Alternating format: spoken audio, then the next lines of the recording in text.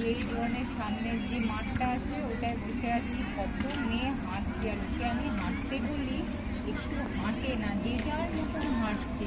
ও কি করে, কম্পিউটারটা চালিয়ে যা কাজ করলেও বসে বসে টিভি দেখে কিংবা গল্প।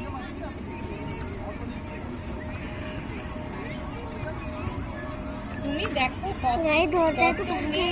ছেলে মেয়ে একা একা হাঁটছে, ওর যে পায়ের এত প্রবলেম, ও তো একটু এসে কি অবস্থা দেখো। ও পড়াশোনাটুকু করে কিন্তু অন্য কিছু দেখো, প্রত্যেকটা মেয়ে নিজের মতো না, তাহলে তো কাজ করতেই হবে। তুমি বলো, শুধু মানে এগুলো বলে শুধু অশান্তি। যে যার মতন এক্সারসাইজ করছে, আর পুরো জিয়ে জোয়ানের সামনে মাঠ।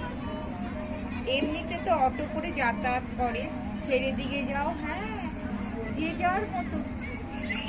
এখানে প্রত্যেকটা রেসিডেন্সিয়াল মহিলারা, এখানটা পুরো মানে ফ্যামিলি পার্টির মতো। না না, আর আমি বাবা কালকে গাড়িতে উঠতে পারলে বাঁচি। হ্যাঁ, যতক্ষণ পারলাম ততক্ষণ করলাম, এবার আমি আমার বাড়িতে ফিরতে পারলে বাঁচি। আমি আজ 20 দিন ধরে পুরো ইয়ের মতন আটকা হয়ে আছি। না, কি পরিষ্কার মাঠ দেখো, যে যার মতন বাচ্চা কাচ্চা নিয়ে সবাই এখানে বসে পিটি করছে, ইয়ে করছে, কোনো ইয়ে নেই। ও শুধু আসে না, পুরো যে জনের সামনের মাঠটা। কে বলবো,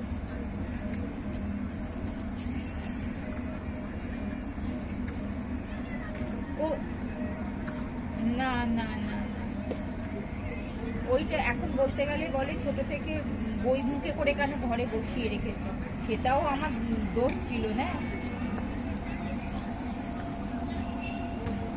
তোর ইচ্ছে সেটাই, মানে সব ছোট থেকে পাড়ায় ছেড়ে দিলে নেচে নেচে ঘুরে বেড়াতি,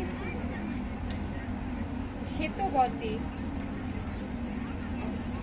আমাকে বলে তুমি কোনোদিন কারোর সঙ্গে ঘুরতে দাওনি, মিশতে দাওনি, এখন বলতে গেলে এগুলোই হয়।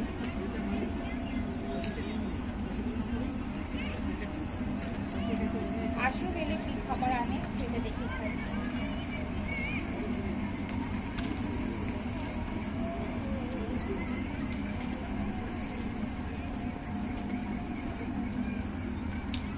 যে যার মতো মেয়েরা নিজেরা করছে, কোনো এর জন্য যে কোনো একটা বন্ধু লাগে কিছু লাগে কিছু না, জাস্ট দুটো পা ঘুরে গেলেই হয়ে যায়। বারবার অম্বলের ওষুধ খাচ্ছে, ওয়েট হয়ে যাচ্ছে, ওয়েটের ওষুধ খাচ্ছে, কে বলবে ওকে বাবা।